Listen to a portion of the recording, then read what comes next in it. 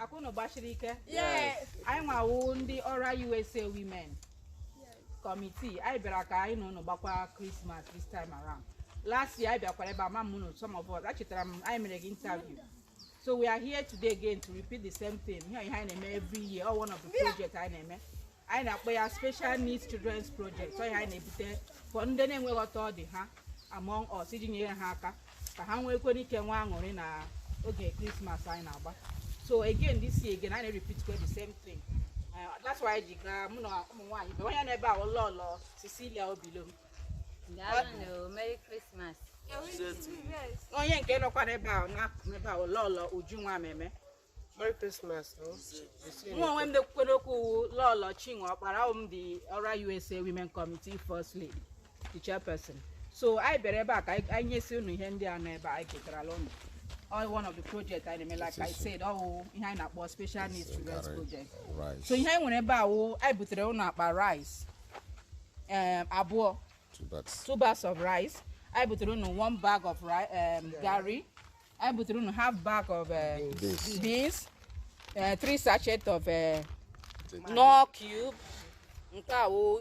Detergent jasa aqua. Milk na Milo. And then 4 cartons of Indomie. And then okay. 4 gallons of vegetable oil. So I'm gonna hide this time around. I think I will tell you. Tomato as well. Oh yeah, and 2 cartons, three cartons of Sachet tomatoes. okay, yeah. So I think I will throw no. I'm gonna hide this time around because unu were kwena jinwa at least eje selu no here unu bakwana Christmas kai. We promise to be helping you people every year like we said last time. Bubble I lot I let no. Unfortunately last time I be earlier than now. So I have a lot of you here. But also go some of you are going holidays already. So for India as well I be this time down again as we promised. So I'm here and go high on behalf of ORAUSA. JG wish you know Merry Christmas and Happy New Year in advance. Alon. Just a second, I go no Chiquanioch, a twice at Josh and Christmas. I ain't the happy night, yes, I got your quack the line now, I won't be keep Yachua. Yeah, Lepata bonus next year. Oh, only you seek it. Thank you. Metron, you seek in an honor of my own. You seek it. And don't know call for my old chinek and I own Nina. Oh, I need the wolf, so I cannot be quite then I went kind one with a corner. Oh, you say, Nick. Motor, and let on the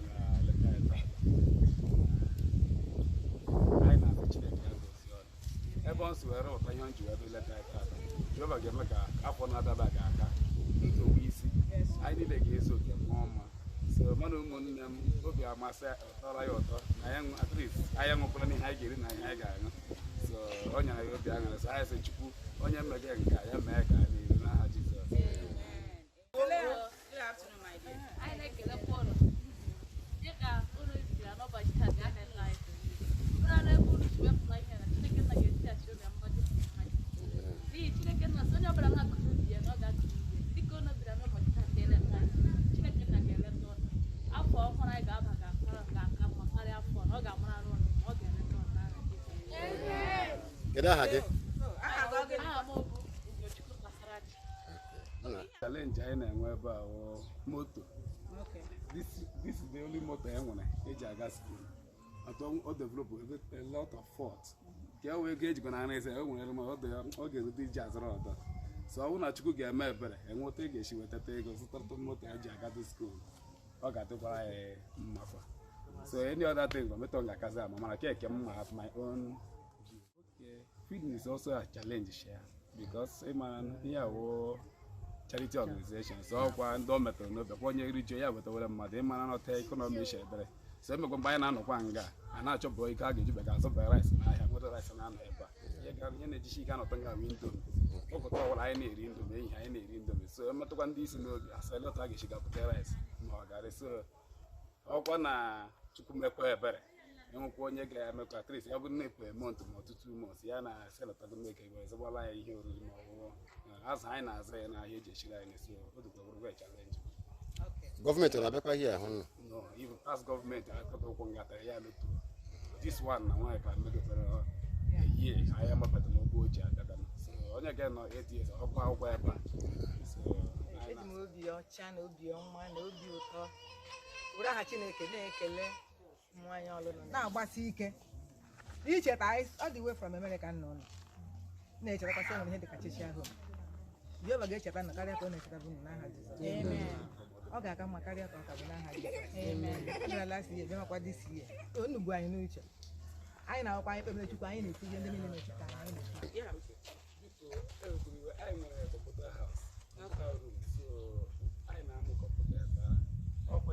ọkwa mmadụ pụtachara dị kọmputa anyị were na mana anyị nwere challenge ya na ndị eme netwọk ya tupu na enwebeghị atachie netwọk ya mgbe enwetakwana mọ sistem prịnta enweta ka e nwere enwe nga emepe fotokọpị enweta so a na-eme onye ahụ chakwa n'ọnụ chọka ọ pụtazie at ọ na-efe ya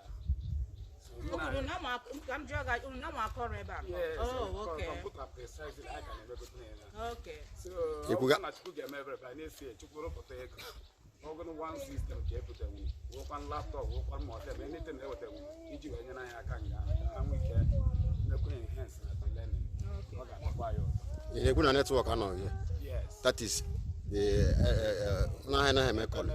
Okay, internet network. Okay. Ngwana anyị nọ n'ihe ifuru like I said video na ga ewere ga play for them so ndị jinyere anyị at least ha lee ya amam anywhere they can help. And oge nyekwa anyị aka anyị mara your problems anyị na-elekwa the video gbasakwa ozi ndị ọzọ onye chi inye akwakwa onye aka ndị anyị ji vidio na oge enye aka anyị agbasakwa atụ ndị ọzọ nwere ike inye aka. Okay, Madam Metro, how long have you been here? Otole kemgbe 16 years. 16 years. Yeah, 16 years in here. I came here 2003. Good. I'm akwụkwọ ụgwọ ka onwe le. Enwere obere ego a na-enye m. Because government anaghị anya aka. Obere ego ya ha enwere ndị ji na akwụkwọ ofu enwere ihe a na-akpọ social money. Like Metro na-enye 8,000 n'ọnwa ọgwụgwọ. Enwere ihe ha na-akpọ ya na-enye tụ anyị. Do I akpọ na impress. Enwere ihe akpọrọ ihe a. Or stipends. And I impress or stipend. Okay. Onye ha na-enye na staff ka na nga ya na-enye 7. Okay. Ngwanu Ịgbalịala o. Hopefully next year I ga-abịa hụ na again o. Na Chukwu na onye ọbụla. Oge edebe anyị edebe. Yeah. Daalụkwanụ o. Thank you for your time. Ngwa ndị sie na ige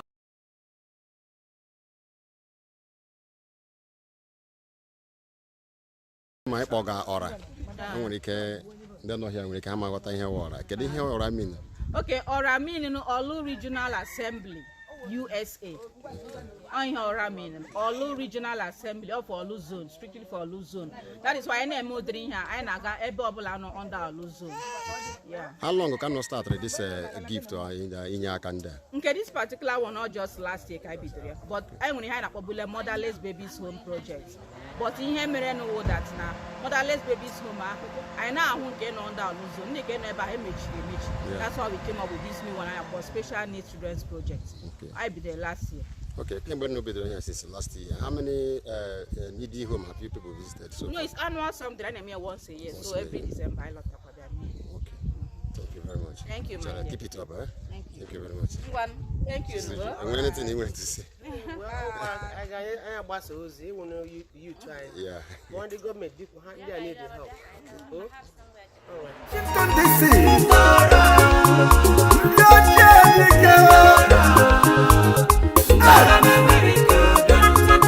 Olu Regional Assembly, United States, Ora, ndị chile echichi, ọnọdụ nnukwu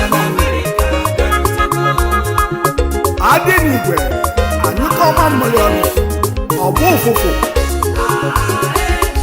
ndị ka mbe, ndị Chineke jiri gozie obodo, ndị ejiri chọọ ala Igbo mma.